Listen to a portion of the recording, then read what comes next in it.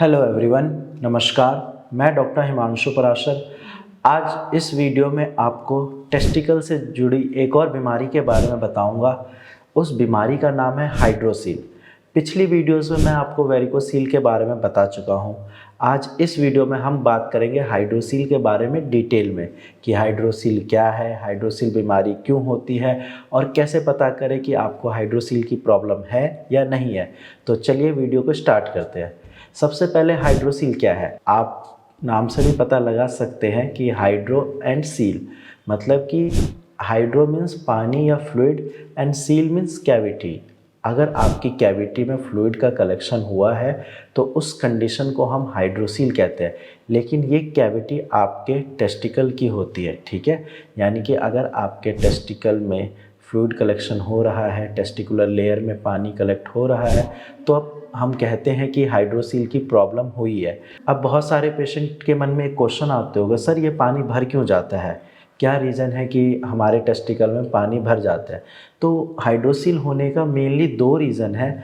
एक, अगर आपको बचपन में कभी चोट लगी है या क्रिकेट खेलते हुए चोट लगी है, या कई बार हम दोस्तों के साथ आपस में हंसी मजाक करते हैं, उस टाइम पे अगर आपके अंडकोश के आसपास चोट लगी है तो हाइड्रोसील की प्रॉब्लम हो जाती है।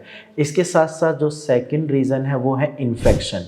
अगर आप अपने प्राइवेट पार्ट को साफ़ नहीं रखते या फिर बैक्टीरियल, वायरल, फंगल कोई भी इन्फेक्शन होता है तो उस वजह से भी हाइड्रोसील की दिक्कत होती है। आपके टेस्टिकल के आसपास फ्लूइड का कलेक्शन हो जाता है।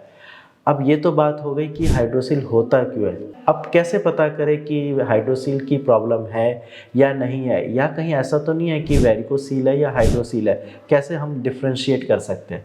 तो देखो, सबसे पहले हाइड्रोसील जो है आपका पेनलेस होता है। मैक्सिमम केस में हाइड्रोसील अगर पेशेंट को होता है तो उसमें दर्द बिल्कुल भी नहीं होता है, वहीं वेरिकोसील में पेन होता है। इसके साथ साथ हाइड्रोसील में जब आप हाथ लगा के देखते हो तो आपको अंडकोश का साइज़ बड़ा लगता है और साथ में ऐसा लगता है कि कुछ फ्लूइड उसमें है। वहीं अगर हम बात करते हैं वेरिकोसील की, तो वहाँ जब आप अपने अंडकोश को छूते हो तो ऊपर की तरफ ऐसा लगता है कि नसों का साइज़ बढ़ गया है और गुच्छा जैसा फील होता है।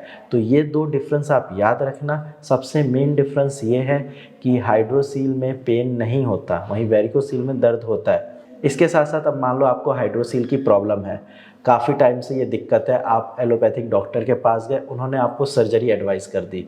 अब आपको पता है कि इंडिया में सर्जरी का नाम सुनते ही कितना डर जाते हैं लोग, और सर्जरी इसका कोई परमानेंट सॉल्यूशन भी नहीं है। सर्जरी आपको टेम्परेरी रिलीफ ज़रूर देगा, बट कुछ टाइम के बाद ये बीमारी दोबारा हो जाती है। तो इसीलिए आपको ये ध्यान रखना है कि आपको टेम्परेरी रिलीफ चाहिए या परमानेंट ठीक होना है। अब पेशेंट कंफ्यूज हो जाता है कि हम सर्जरी कराएं या होम्योपैथिक ट्रीटमेंट लें। तो मैं बता चुका हूँ कि सर्जरी टेम्परेरी सॉल्यूशन है। वहीं इस चक्कर में क्या होता है कि बहुत सारे पेशेंट की बीमारी बढ़ जाती है। अब मान लो जब से बीमारी स्टार्ट हुई, पेशेंट इसी कन्फ्यूज़न में है कि मैं होम्योपैथिक मेडिसिन लूँ या एलोपैथिक में जाके सर्जरी कराऊँ। इस चक्कर में क्या होता है, उनके 6 महीने साल भर निकल जाते हैं, और ये स्टार्टिंग के 6 महीने साल भर बहुत इंपॉर्टेंट होते हैं। किसी भी बीमारी को ठीक करने के लिए अगर स्टार्टिंग में हम ट्रीटमेंट देते हैं तो ज़्यादा रिजल्ट आता है एज़ कम्पेयर टू अगर वो क्रॉनिक बन जाती है, ठीक है। तो आपको कोशिश ये करना है कि अपनी बीमारी को इग्नोर नहीं करना है। 6 महीने साल भर में आपकी बीमारी होम्योपैथिक दवाई से आराम से ठीक हो जाएगी। आपको इसको खींचना नहीं है। खींचने से अब ये होता है कि आगे जाके आपको और ज़्यादा कॉम्प्लिकेशंस हो जाती है।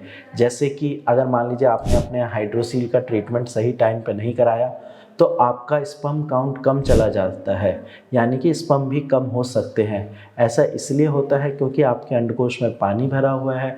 अब जब अंडकोश आपका सही से काम नहीं करेगा तो ऑब्वियस सी बात है कि सही से स्पर्म प्रोड्यूस नहीं होंगे। अब जब स्पर्म प्रॉपर प्रोड्यूस नहीं होंगे तो स्पर्म काउंट में कमी आएगी। इसके साथ साथ पेशेंट में बहुत सारी एक कंप्लेन आती है कि सर मेरे लिंग में सही से तनाव नहीं आ रहा, यानी कि इरेक्शन की दिक्कत भी आती है। ऐसा इसलिए होता है, टेस्टिकल डैमेज है। टेस्टिस एक हार्मोन भी सिक्रीट करता है जिसका नाम है टेस्टोस्टेरोन। अब जब आपके टेस्टिस डैमेज हैं तो टेस्टोस्टेरोन हार्मोन सही से सीक्रेट नहीं होते।